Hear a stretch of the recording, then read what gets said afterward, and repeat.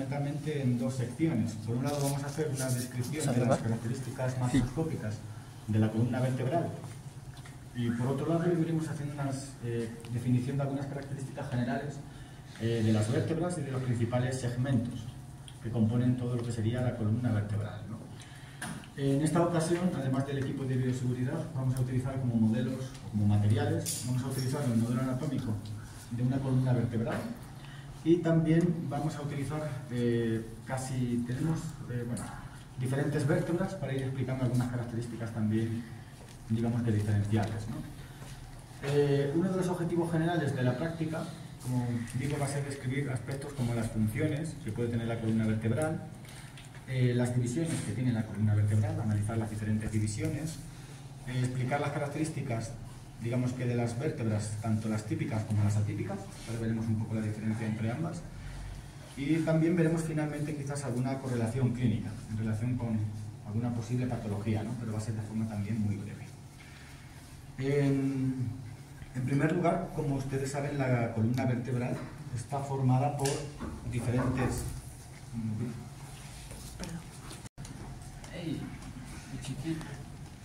Bien, la columna vertebral está formada, o es una estructura que va a estar formada por diferentes eslabones, es como una cadena de montaje que va a tener diferentes piezas anatómicas.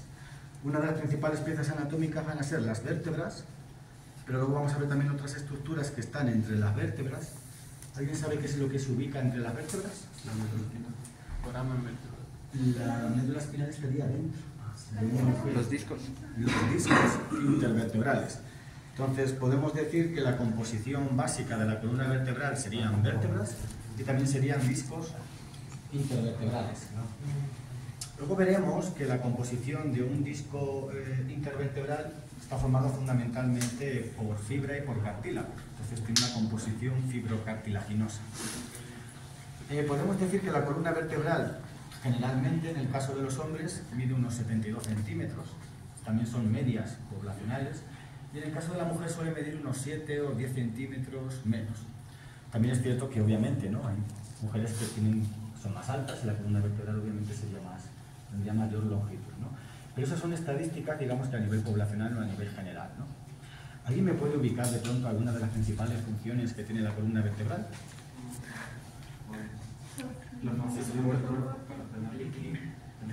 Una de ellas es que nos va a proporcionar equilibrio. Otra también es que va a ser una estructura que va a dar cierta estabilidad, va a facilitar el movimiento, es decir, la locomoción. También otra de las principales características es que va a ser de protección. ¿Qué es lo que va a proteger?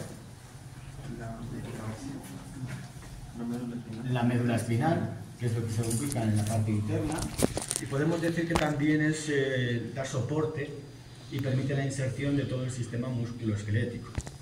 Prácticamente la columna vertebral también es lo que nos permite mantenernos erguidos y es, digamos que también una estructura fundamental, como digo, para el equilibrio, la bipedestación, etcétera, etcétera. Vamos a empezar en primer lugar haciendo igualmente una definición de algunas características macroscópicas de la columna vertebral. Aquí vemos el modelo de la columna vertebral. ¿Alguien sabe de qué animal puede ser esta columna vertebral? Un chancho. Sí, este sería un modelo de un chancho. Aquí vemos obviamente que es un modelo anatómico más fuerte, más robusto, es mucho más ancho. Y bueno, tiene algunas características. ¿Alguien sabe qué sección estoy señalando de la columna vertebral? El coxis. El coxis. Lumbar. Esta sería la sección lumbar y esta sería, digamos, que la parte más cervical. Bien. Como pueden ver, la columna vertebral no es uniforme a lo largo de su extensión, sino que se van trazando una serie de curvas. A esas curvas se les denominan convexidades. Hay unas curvas que son antes del nacimiento, entonces se llaman prenatales, y hay otras curvas que son después del nacimiento, entonces se llaman postnatales. A estas curvas antes del nacimiento también se les pueden llamar primarias, y a las curvas después del nacimiento se les pueden llamar secundarias. ¿Cuál es la primera curvatura que se tiene antes del nacimiento? ¿Alguien sabe por qué se curva la columna vertebral antes de nacer? Por función gestacional. Se produce dentro de la parte del desarrollo gestacional, pero la primera curva se produce en la región dorsal o torácica. ¿Con qué posición está relacionada esa curva? Posición fetal. Muy bien. Entonces, la columna vertebral ya tiene en esta parte una pequeña curva por la posición fetal. Pero además, luego, después del nacimiento, hay dos curvaturas. ¿Alguien sabe cuáles son las partes de la curvatura que se pueden ver en la columna vertebral? Una sería de esta región, que sería la región lumbar, y otra sería esta de acá, que sería la región cervical. La región cervical, ¿por qué se curva? ¿Alguien se le ocurre? ¿Por qué se puede curvar la región cervical? El peso del cuello con el cerebro Y la cabeza. Muy bien. Es decir, no sé si han visto ustedes que los niños lo primero que empiezan a controlar es la cabeza. A veces parece que se le cae en la cabeza. Eso sería el control cefálico, y eso se adquiere en torno a los 4 meses. Si el control cefálico está relacionado con la curvatura de la parte cervical, ¿con qué estará relacionada la curvatura de la parte lumbar? Con las piernas. ¿En qué sentido se relaciona con las piernas? El balanceo de las piernas, la posición recta. Ambas sí se relacionan con la posición erecta, pero esta nos permite controlar la cabeza, y esta sobre todo se relaciona con la sedestación, el hecho de que los niños también puedan estar sentados y que luego pasen de la sedestación a la bipedestación, es decir, que se puedan poner en pie. Entonces, el hecho de que nos podamos poner en pie, entre comillas, se debe gracias a esta curvatura. Tanto la curvatura cervical como la curvatura lumbar hemos dicho que son secundarias. ¿Qué significa que son secundarias? Que son postnatales o después del nacimiento. Y ambas se relacionan con el hecho de que nos podamos quedar de pie, con el mantenimiento de la posición erecta. Bien, además, el hecho de que, digamos, por ejemplo, los animales, que son cuadrúpedos, normalmente la sección lumbar no es tan, digamos que tan robusta como en el caso del ser humano. Porque en el caso del ser humano, el hecho de estar de pie, toda la parte de la sección lumbar tiene que cargar más peso. No sé si me explico. Estar de pie al final nos hace que esta parte vaya cargando todo el peso de la caja torácica, todo el peso de la parte de arriba. En cambio, en la parte de la columna vertebral de un animal, todo el peso está relativamente más repartido. ¿Cuántas vértebras tiene la columna vertebral? 37. 33 o 34. 33. Muy bien. De las 33, ¿cuántas son cervicales? 5. ¿No? 7, 12 torácicas, 5... Un momentito. Parece que me está regañando. 7. Un momentito. 7 serían vértebras cervicales. 7 Acuérdense que es como cervicales. los días de la semana, ¿no? 12 son vértebras torácicas o dorsales, 5 lumbares. como los meses del año. 5. Un sacro. Un sacro, serían, pero son... 5 lumbares. 5 serían lumbares. ¿Cuántas hay sacras? 1. Eso es cuando se acaban de fusionar, pero inicialmente hay más de una vértebra sacra, que serían 5. ¿Y cuántas sería el coxis? 4. Muy bien. Entonces eso forma 33 vértebras, ¿no? Muy bien. Vamos a ver un momentito, por favor, allí en la pizarra, que les voy a mencionar una idea. Por favor.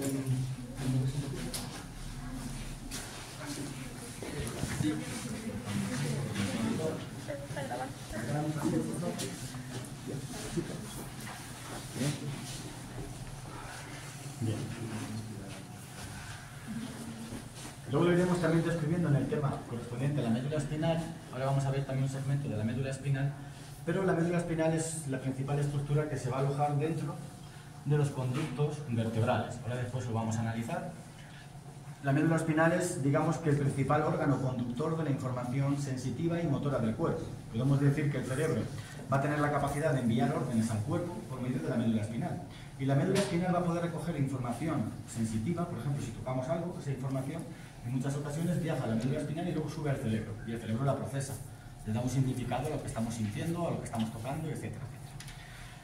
La médula espinal también es una estructura que va a estar protegida o recubierta por las diferentes capas meningias. Como ustedes saben, díganme. Una pregunta, o sea, cuando los parapléjicos, los que no pueden mover las extremidades, sufren un daño en la médula espinal, se debe a eso, ¿verdad? Sí, normalmente va a depender un poco del origen de la lesión. Las personas que se pueden quedar cuadriplégicas es porque la lesión suele estar en la parte cervical. Las personas que se quedan paraplégicas, es decir, que no pueden mover las piernas, es porque la lesión normalmente queda en la región lumbar. De todas formas, hay muchos casos, pero normalmente en torno a las primeras vértebras cervicales, si hay una lesión ahí, la persona no puede mover ni brazos ni piernas, ¿no? Bien, como ustedes saben, hay diferentes capas meningias. ¿Cuál es la capa más interna? Vía madre. La capa intermedia es la aracnoides y la capa externa sería la dura madre. Bien. Vamos a mencionar de que la médula espinal Ahora la vamos a ver. La médula espinal no está a lo largo de todas las vértebras. Es decir, alguien pensaría que hay médula espinal, por ejemplo, en el sacro o que hay médula espinal en el coxis, pero no es así. Podemos decir técnicamente que la médula espinal se acaba en la primera vértebra lumbar, ¿de acuerdo? Que sería algo así aproximadamente como esta. Aquí se acabaría todo lo que es la médula espinal. Pero es verdad que la médula espinal luego tiene unas pequeñas ramificaciones. Por ejemplo, esta sería la médula espinal y aquí acabaría en el L1. Pero luego surge aquí una estructura que tiene forma cónica. Imagínense que de aquí abajo surge un pequeño cono. Eso se le llama el cono medular. Del cono medular luego salen como varias ramificaciones que tienen forma como de colita. Como tiene forma de cola, se le llama cola de caballo. También se le puede denominar cauda equina. Esta cola de caballo son como pequeñas ramificaciones que surgen del cono medular. Y finalmente tenemos otras ramificaciones finales que se llaman filum terminale, que son ramificaciones tanto ventrales como dorsales de las regiones sacra y cocigia. Y digamos que estas serían las últimas ramificaciones, pero quedan sueltas, quedan libres, parecen como terminaciones nerviosas, libres. Bien, hemos dicho que la médula espinal se queda en L1. La parte de lo que sería la dura madre y la aracnoides se quedan hasta la segunda vértebra sacra, esto sería como decir hasta acá. Luego lo vamos a analizar, pero sería hasta acá, hasta donde se queda, digamos que la parte de la aracnoides y de la dura madre. Y en cambio, en la prima madre se queda hasta la primera vértebra cocígea, que esto, bueno, alguien ha pegado un bocado, pero esto es el coxis, ¿de acuerdo? O sea, falta como la mitad del coxis. Y aquí se podría ver, bueno, ahora lo vamos a analizar, la primera, la segunda, la tercera y creo que falta aquí otra, ¿no? Pues bien, hasta la primera vértebra cocígea, digamos que se puede ubicar lo que sería la prima madre. Vamos a ver de forma muy breve lo que es la médula espinal, porque a veces con una imagen, digamos que ya se nos queda. ¿Pueden, por favor, pasarse otra vez en segunda línea? Corre, corre.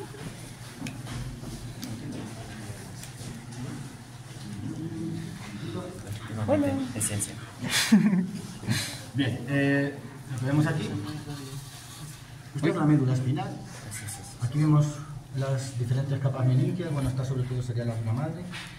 Y aquí también lo que vamos a ver de la médula espinal es que tiene una serie de terminaciones, una serie de ramificaciones. Normalmente, esta sería la raíz dorsal y esta sería la raíz ventral. Por la raíz dorsal solamente viaja la información sensitiva y por la raíz ventral solo viaja la información motora. Es decir, sería como si, por ejemplo, es una autopista con dos carriles. Por un carril solo va la información sensitiva y por otro carril solo va la información motora. Por un carril, si es información sensitiva, sube desde abajo y llega hasta el cerebro. Luego la información motora va en el sentido contrario. Baja desde el cerebro hasta la médula espinal. Entonces, una sube, yo toco algo, la información que toco sube de la médula espinal hasta el cerebro. Yo voy a agarrar algo, esa información viaja desde el cerebro a la médula espinal. Y una viaja por estas raíces y la otra viaja por las otras raíces. Unas son las raíces sensitivas y otras son las raíces motoras. Eso es importante, porque digamos que la información, cada una va por un lado. Luego veremos que esa información se cruza en algunos sitios, ¿de acuerdo? ¿Hasta aquí alguna pregunta? También podríamos decir que si esta es la médula espinal es una prolongación de esta parte. Luego lo vamos a analizar, pero esta parte es el tronco del encéfalo, esta es la parte del bulbo raquídeo, y la continuación del bulbo raquídeo sería la médula espinal, ¿de acuerdo? Dígame. Yo quería preguntar cuánto se tarda la información en venir y luego volver a irse. La información nerviosa es, digamos que se mide en milisegundos. Es una información que puede ser equivalente a la velocidad de la luz. Entonces no sabría decirle, pero en cuál es digamos que el tiempo exacto, pero la información es, como digo, rapidísima, es en milisegundos. Bueno, con ustedes no vi una idea, si no les comentaría, ¿no? Quizás lo veamos ahora después en la clase. Bien, vamos a pasarnos por favor a la siguiente mesa que vamos a analizar lo que serían algunas ideas de la... Dale permiso a la chiquita. Cuidado la guagua. Paciente, por favor. Gigante. Bien. Uy, péguenle más duro. Bien, en esta segunda parte vamos a analizar en primer lugar lo que serían las características de una vértebra, digamos que típica, y vamos a analizar también cómo son las características de un disco intervertebral. Y luego ya vamos a ir diciendo también características de todos los tipos de vértebras. Bien, esta es una vértebra torácica, una vértebra dorsal, pero bueno, nos va a permitir explicar algunas ideas generales, ¿no? Cada vértebra tiene como partes. Tiene un cuerpo anterior y tiene un cuerpo posterior. Esta región anterior es literalmente lo que se llama el cuerpo vertebral. El cuerpo vertebral tiene forma como de manzana a veces, tiene forma como de corazón. Se puede ver muy bien que tiene una parte de hueso compacto externa y una parte de hueso muy esponjoso en la parte interna. El cuerpo vertebral normalmente es la parte que carga el peso de la vértebra que está arriba. Las vértebras como que son muy solidarias, ¿no? Una lleva el peso de la que está encima, otra lleva el peso de la que está encima. Bien, del cuerpo de la vértebra emergen dos pequeños procesos que se llaman pedículos, serían esta parte de acá. Estas, digamos que prominencias óseas serían pedículos. Luego de aquí salen dos apófisis, que serían las apófisis transversas, estas de acá. ¿Sí? De las apófisis transversas surgen dos partes, que serían dos láminas de aquí, y esto lo comunica con otra apófisis, que sería la apófisis espinosa. Las transversas y las espinosas es donde se insertan los músculos, entonces digamos que son los principales puntos de unión. Además, las vértebras suelen tener aquí una serie de carillas, que es lo que podemos ver aquí, que se llaman carillas articulares. Las carillas articulares van a permitir que una vértebra articule con otra vértebra. Las carillas articulares, como podemos ver en este caso, se denominan lo que forman parte de articulaciones sinoviales. ¿Alguien sabe lo que es una articulación sinovial? Y tiene una movilidad completa. Muy bien, tienen, digamos que, un movimiento de tipo giratorio y eso le otorga una gran libertad de movimiento. Las articulaciones de la columna vertebral son sinoviales, las que dijimos del cráneo. ¿Alguien recuerda las que dijimos cómo eran del cráneo, las articulaciones? Sinartrosis. Eran sinartrosis, es decir, que no tienen, digamos, que tienen nula capacidad de articulación. Muy bien. Esto sería, digamos, que en relación con lo que serían las características generales de una vértebra típica. Ahora vamos a ver que hay vértebras que no son típicas, porque no tienen, digamos, esta estructura. Bien, vamos a analizar brevemente lo que sería un disco intervertebral. Por favor, si me dan un pasito. Uy, ya borré algo, organizar. Un pasito, por favor. Ya. Bien.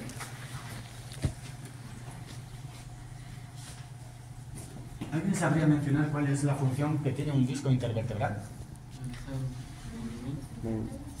Movimiento, soporte y... Bien, normalmente la función que van a tener los discos intervertebrales es que funcionan como amortiguadores elásticos, es decir, si yo le muevo a alguien, la columna se mueve. Entonces, ¿quién absorbe ese movimiento? ¿El disco? Los discos intervertebrales. Los discos intervertebrales absorben, digamos, que esas fuerzas mecánicas, facilitan el movimiento. Podemos decir que, bueno, vamos a ver un poco cómo sería la composición que tienen los discos intervertebrales.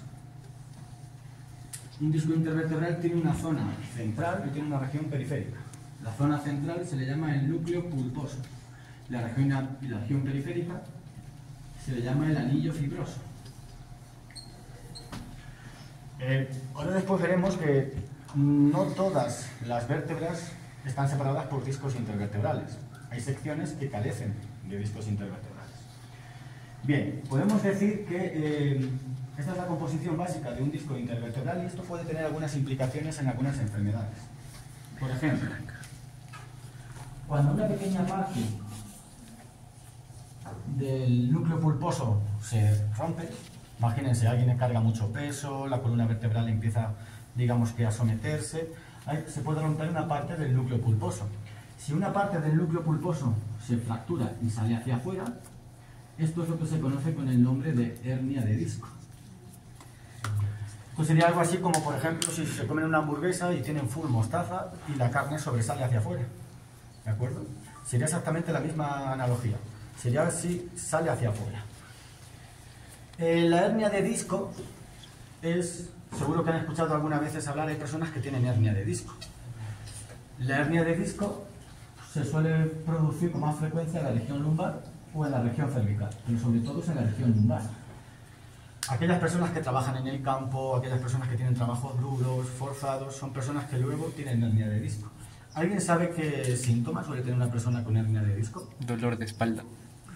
Puede ser dolor de espalda, pero el dolor se le suele irradiar normalmente si es en la parte lumbar a la pierna.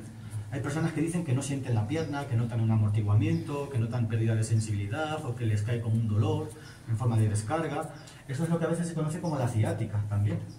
Porque por ahí pasa el nervio ciático. Digamos que el nervio ciático surge de la parte lumbar y luego pasa por la parte posterior de la pantorrilla. Entonces hay personas que experimentan eso. Esto sería una hernia de disco, que esto también se le puede denominar protusión o prolapso, una protusión. ¿Por qué se produce la hernia de disco entonces? Porque una pequeña parte del núcleo pulposo se fractura y puede, digamos, que afectar al anillo fibroso. Pero la explicación de por qué una persona experimenta pérdida de la sensibilidad o pérdida de la función motora es porque aquí puede estar la raíz sensitiva, o acá puede estar la raíz motora. Hemos dicho que en la médula espinal había dos raíces, ¿verdad? Hay una parte donde va la información sensitiva y otra parte donde va la información motora. De forma muy elemental, si por ejemplo el disco se rompe por aquí y va hacia aquí, pues puede afectar a la parte sensitiva. Pero si el disco se rompe por acá y va para acá, puede afectar a la parte motora. ¿Me explico? Entonces eso explicaría por qué a veces hay personas que pueden experimentar pérdida de la movilidad o solo pérdida de la sensibilidad. ¿Qué sucede cuando, por ejemplo, no es solamente una pequeña parte del núcleo pulposo lo que se fractura, sino que es todo? Pierde totalidad de sensación, de transmisión de sensación de motor. En este caso, cuando es todo el núcleo pulposo, a veces desplaza todo el anillo fibroso. Eso se le denomina extrusión. Está la protusión y la extrusión. La protusión, una parte del núcleo pulposo. La extrusión, cuando todo el núcleo pulposo se hace pedazos y entonces afecta al anillo fibroso. Si solo es una parte es protusión, si es toda la parte completa es extrusión, ¿de acuerdo? ¿Sí? Bien, esto sería como digamos un pequeño apunte de una patología que sería la discoartrosis, la hernia de disco o la protusión. Es lo mismo, ¿sí? Pero con diferentes nombres. Bien, vamos a seguir por favor explicando un momentito. Ay, qué calor. Bien, repaso, por favor. Bien. Aquí tenemos, digamos, que lo que sería la columna vertebral segmentada en diferentes secciones. ¿Han llamado? Sí. ¿Alguien puede ir a ver, por favor? Bien.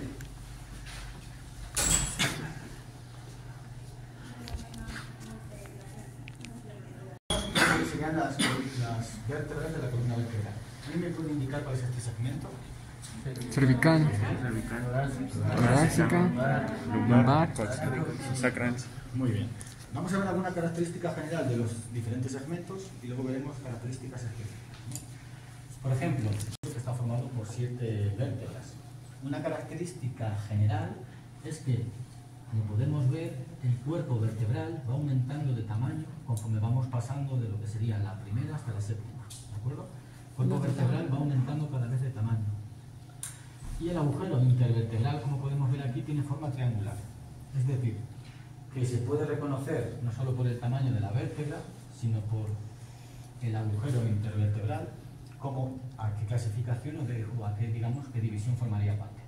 Como hemos dicho, por el conducto vertebral es por donde va la médula espinal. ¿Sí? Ahora veremos una característica además. Aquí tenemos la región dorsal o torácica, está formada por 12. Esta podemos decir que tiene son más rígidas, son un poquito más robustas. ¿A alguien se le ocurre por qué estas son más rígidas? Para aguantar el peso. El peso de los órganos principales. Y porque forman la caja torácica. Como podemos ver aquí, algunas de ellas hacen articulación con lo que serían las costillas. Entonces, estas tienen que ser más rígidas para que no se puedan fracturar, para prevenir, digamos, que la flexión excesiva, etc. Aquí tenemos el segmento, digamos que a nivel lumbar. ¿Qué características vemos de este segmento? Son más grandes, son más fuertes, son más robustas, etcétera, etcétera. Aquí vemos el cuerpo vertebral, como pueden ver también va aumentando en tamaño. ¿El agujero vertebral qué forma tiene? No le veo. Medio circular. Ah, no. También lo tiene de forma triangular. Ah. Es decir, que el agujero triangular es algo que comparten tanto las cervicales como las lumbares. ¿Sí? Bien, este es uno de los segmentos que más movilidad tiene. ¿Sí? O sea, permite realizar movimientos como la flexión, la extensión, la rotación, la circunvolución, etc. Luego tendríamos el sacro y el coxis. Podemos decir que, ahora vemos algunas características del sacro, pero sobre todo del coxis se considera que es un vestigio. ¿Alguien puede indicar que es un vestigio? Un inicio. Un vestigio que es un órgano vestigial. Ah, vestigial. Así de órganos. Por ejemplo, el apéndice también es un Son órgano de cosas- vestigio. ¿Qué nos sirve? ¿Qué pueden ser sacadas? ¿Pueden ser reemplazadas? Sí, muy bien. ¿Y qué función tendría, por ejemplo, el coxis en los animales? Muy bien, está relacionado con la cola. Algo que se me ha olvidado decirles antes, normalmente, es que el desarrollo siempre es cefalocaudal. ¿Qué significa eso? Que primero se desarrolla todo lo que está en esta parte y luego todo lo que está en la parte de atrás. Bien. Vamos a analizar algunas características de algunas vértebras. ¿Cuál sería esta vértebra rajada? Atlas. ¿Por qué se llama Atlas? Porque sujeta la cabeza, da movilidad a la cabeza. Sostiene todo el mundo. ¿Y cuál es el mundo que sostiene el Atlas? La cabeza. La tierra, La cabeza o el cráneo. Bien. Sí, sí. Sí, sí. ¿El Atlas es típica o atípica? Típica. ¿Por qué es atípica? Porque las dos únicas que se diferencian de la columna es esa y el axis. Y el axis. Muy bien, pero ¿por qué son atípicas? ¿Qué es lo que no tiene el Atlas? Permite la movilidad de la cabeza. Sí, pero ¿qué es lo que no tiene el Atlas? No tiene La agujero ¿Qué es inter... lo que no tiene entonces? No tiene cuerpo vertebral. Es la única vértebra que no tiene cuerpo vertebral. Pobrecito. ¿Sí? Bien, tiene forma de anillo. Tiene forma de anillo, como podemos ver. Tiene una parte que va a ser una cara, digamos, una porción anterior y una porción posterior. Hay una característica que vamos a analizar de las vértebras cervicales y es que esta parte de aquí, que son las apófisis transversas, los orificios del atlas son muy grandes, de las apófisis transversas. Se nos ataca. ¿Sí? Bien, el atlas también tiene aquí una pequeña parte, tiene como una cara articular en esta parte, que lo va a articular con otra vértebra. No sé si saben con qué vértebra se va a articular esta parte. con el Axis, muy bien. Axis. Y aquí tenemos Con el también tallo. otras dos caras articulares, que estas van a estar articuladas, pero sobre todo con el cráneo. La parte del tallo. ¿No? ¿Alguien sabe cuál es la parte con la que se va a articular estas dos caras? Tiene que ser del hueso occipital. Al lado del foramen magno hay dos partes, no sé si lo recuerdan. Los cóndilos. Los cóndilos occipitales. Sí. Cóndilos. Entonces esos cóndilos se articulan con el atlas. Y esto permite realizar el movimiento de sentimiento, ¿no? De inclinación, etc. Bien, hemos dicho que esta parte de acá se articula con el axis. ¿El axis que es típica o atípica? Atípica. Tiene la apófisis odontoides. Muy bien. ¿Cuál es la apófisis odontoides? La parte de arriba creo que es. Esto, muy bien. Tiene forma como de diente. Por eso se llama apófisis odontoides. La apófisis odontoides es el cuerpo que le falta al atlas. Entonces, podemos decir que ambas, quizás, antiguamente incluso podrían ser una única vértebra. Entonces, la apófisis odontoides, ¿qué le permite realizar? Los movimientos de rotación. ¿Sí? Entonces, el cuerpo que no tiene el atlas se lo da la apófisis odontoides. Pero la apófisis odontoides sí tiene cuerpo. Es este de acá. Y este cuerpo tiene forma de labio. Aquí tiene unas carillas articulares, que obviamente es donde se articula el atlas. Se dan estas caras de acá. Y esta también tiene una pequeña apófisis espinosa. Ahora veremos que la apófisis espinosa crece conforme vamos pasando de una vértebra a otra. Eso quiere decir que tiene más inervación muscular. El cuerpo vertebral es también grande, pero no tan grande como el atlas. ¿De acuerdo? Eso también es una característica que podemos observar. Bien, aquí veríamos, por ejemplo, la tercera vértebra cervical, la cuarta, la quinta, creo que falta la sexta y esta sería la séptima. Podemos decir que todas tienen un agujero vertebral que va siendo cada vez más grande. La pregunta sería, ¿por qué el agujero vertebral es más grande en la parte cervical en comparación con otras secciones? ¿Tiene que cargar más peso? Técnicamente no, porque No. está más cerca, si está acá, cargaría el peso de la cabeza. Si en el conducto vertebral lo que va es la médula espinal, ¿por qué? Y el conducto es más grande, ¿qué implica que sea más grande? ¿Van más nervios? Más nervios y que hay más médula espinal. Es decir, aquí hay algo que es, hay más médula espinal. Eso se conoce como una dilatación cervical, es como que hay más. Si hay más, esa parte de la parte cervical que permite, que inerva. Raíces nerviosas.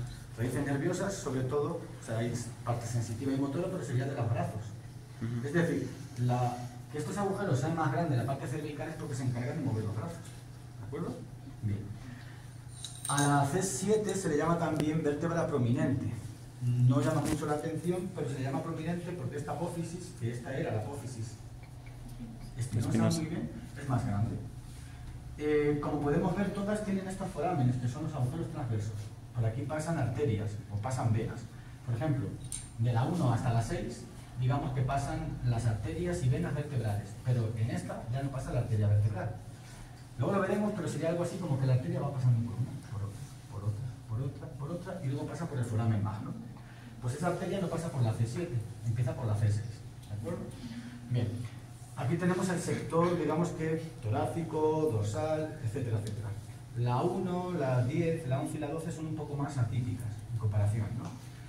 De estas, solo podemos decir que, bueno, las primeras pues tienen una cara articular, que es esta de aquí, que es un poco más cóncava. Las siguientes tienen una cara articular que es plana, que es esta que vemos acá. Las siguientes, las caras articulares están casi unidas al pedículo. Pero bueno, en general es un segmento, digamos que más rígido. Hemos dicho de la región lumbar que es el segmento que más movilidad tiene, ¿sí? Hay una parte que es importante que es la L3. La L3 se considera como el centro de gravedad del cuerpo. Este es el centro también donde había la curvatura que hemos dicho antes. Si recuerdan, hemos dicho que había dos curvaturas, uno que estaba en la parte lumbar, otro que estaba en la parte cervical, etc. Aquí se insertan los músculos del psoas y del diafragma, que estarían relacionados con el diafragma, para la respiración. Y podemos decir que, bueno, como hemos mencionado, es el centro del equilibrio, ¿no? Las importantes son L4 y L5. L4 y L5, aquí también los agujeros son más grandes. Si aquí los agujeros son más grandes, si aquí hay una dilatación lumbar, de la misma forma que aquí había una dilatación cervical, esta parte, ¿qué es lo que permite mover? La cadera. Cadera. Sobre todo las piernas. Entonces, aquí el conducto es más grande para mover los brazos y aquí el conducto es más grande para mover las piernas. Aquí, como el agujero es más grande, al haber más médula espinal, también es más fácil sacar una muestra de un líquido, que sería el líquido cefalorraquídeo. Y aquí es donde se suele producir sobre todo la hernia de disco, en L4 y en L5. Casi todas las personas que lo tienen en L4 o en L5, o a veces incluso en el sacro. El sacro, han dicho ustedes que son ¿cuántas vértebras? 5. 5. Pero aquí solamente vemos una única pieza anatómica. La Es pregunta por- es por qué en el sacro se fusionan los discos intervertebrales, o ya podemos decir que carecen. Aquí no podemos observar ningún disco intervertebral. Normalmente es por el peso. Cuanto más peso, todo el peso finalmente va sobre la parte sacra. Por eso aquí no hay discos intervertebrales. Tampoco hay discos intervertebrales en el coxis. Entonces, estos digamos que son segmentos que tienen obviamente menos nivel de movilidad. Este es un hueso que tiene una forma de pirámide cuadrangular. Digamos que tiene una base, tiene dos alas laterales, tiene los forámenes, que serían del sacro, ¿sí? Aquí vemos en la parte posterior, estas son crestas, son las crestas, digamos, de medias, intermedias y laterales. Aquí hay una parte que es interesante que se llama el hiato del sacro. Aquí se administran a veces anestésicos para insensibilizar la parte de abajo. Incluso se puede administrar la epidural. ¿Han escuchado alguna vez hablar de la epidural? No. ¿Qué sería la epidural? Es la que es para el parto, ¿no? Ujú. Para que se dilate más rápido. Es sobre todo, digamos que para anestesiar la parte inferior. Entonces, eso se puede administrar justamente aquí, en el hiato, o se puede administrar a veces entre el L4 y el L5. Luego lo veremos por qué se llama epidural, porque digamos que sería por algo, ¿no? A esta parte de aquí del sacro se llama el promontorio del sacro. Aquí podemos decir que es donde se asienta la quinta vértebra lumbar. Podemos decir que en la mujer las 3 primeras vértebras son más curvas y las 2 segundas más rectas, y en el hombre la primera es mucho más grande y todas son, digamos que curvas. Probablemente que este a lo mejor pueda ser quizás de un hombre, ¿no? Parece que todas son más curvas, ¿no? No se ve bien, pero vamos a terminar con el coxis. Hemos dicho que el coxis son ¿cuántas vértebras? 4. Son 4. Aquí, bueno, solamente se ven bien 3, faltaría aquí una 2. El sacro también tiene, digamos que como unas ascas, ¿no? Perdón, el coxis también tiene como unas pequeñas ascas. Tiene también una almohadilla que es la que lo uniría justamente a la porción final de lo que sería el sacro. Podemos decir que el coxis no aguanta casi ningún peso, pero cuando estamos sentados sí aguanta un poquito de peso. Hay personas que a veces se pueden lesionar, se pueden caer y pueden experimentar un dolor de coxis. Incluso algunas mujeres embarazadas dicen que tienen dolor del coxis. Eso se llama coxidinia. Eso nos lleva también a analizar de forma breve alguna otra alteración clínica y con eso lo dejamos. Por ejemplo, podemos decir que cada cuerpo de la vértebra está, digamos que, colocado en la porción superior. Pero hay vértebras que con el paso del tiempo se van desplazando. El cuerpo de una vértebra se va desplazando del cuerpo de la otra vértebra. A esto se le conoce con el nombre de espondilolistesis, que es cuando el cuerpo de una vértebra se separa del cuerpo de la otra vértebra. Vamos a mencionar otra patología y lo dejamos aquí, que sería la escoliosis. ¿Alguien puede indicar qué sería la escoliosis? Pero la columna vertebral ya está curvada. Más curva. Es curva hacia un lado, ya Es no de S, en forma de es una desviación en la parte, digamos que en el eje medial y lateral, tendría forma de S. Bien, lo vamos a dejar aquí, no sé qué hora es, pero creo que nos da tiempo irnos a la otra aula y quizás que me da tiempo incluso explicarles, porque la última día no tuvimos clase, así que sería bueno que aprovechemos. Que todo el mundo firme por favor la hoja de asistencia, como saben, voten por favor los guantes.